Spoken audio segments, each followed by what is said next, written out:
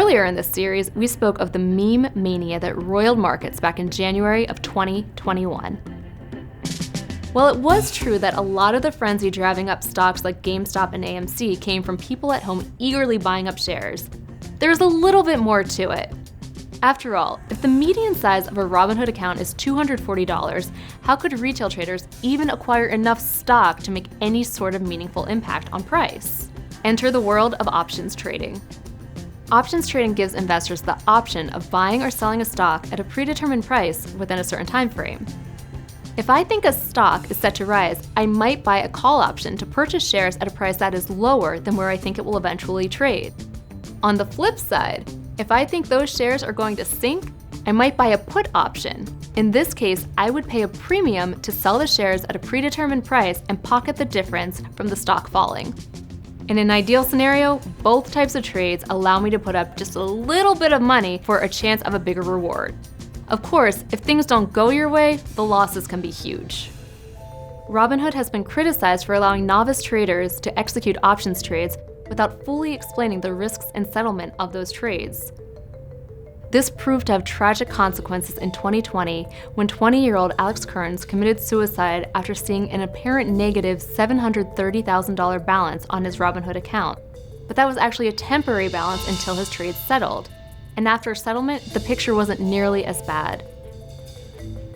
Since then, Robinhood has settled with the Kearns family and has made improvements to its interface so that account balances are more clear. First of all, I'm sorry to the family of Mr. Kearns for your loss. The passing of Mr. Kearns was deeply troubling to me and to the entire company. And we have vowed to take a series of steps, very aggressive steps, to make our options product safer for our customers, including changing the customer interface, adding more additional options education, as well as strengthening and tightening the requirements for people getting options. But this also raises questions over why users with limited investing experience and funding are permitted to make these outsized bets, sometimes with borrowed money. Robinhood says it's working to improve investor education. We'll see how far they've come as I test out my first options trade.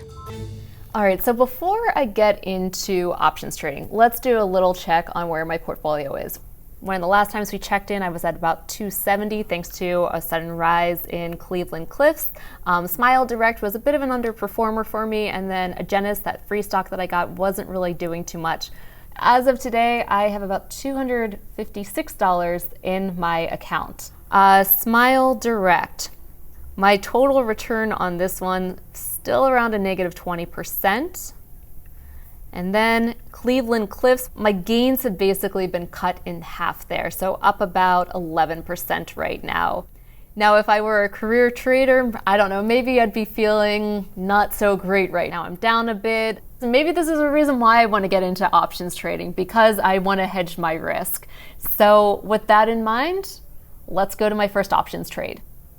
In recent days, Bed Bath & Beyond appears to be the latest meme stock. It announced a partnership with Kroger. It said that it was planning to repurchase shares faster than it initially intended to, and the stock has been soaring. So I have decided to buy a call option in Bed Bath & Beyond.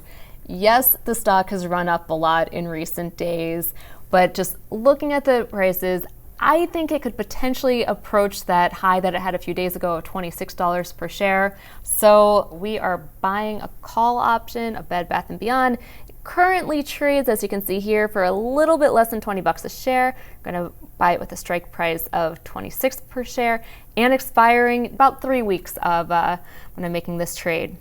Now, the reason I decided to buy a call is because my downside, the amount that I could lose, is limited to that premium that I paid on shares.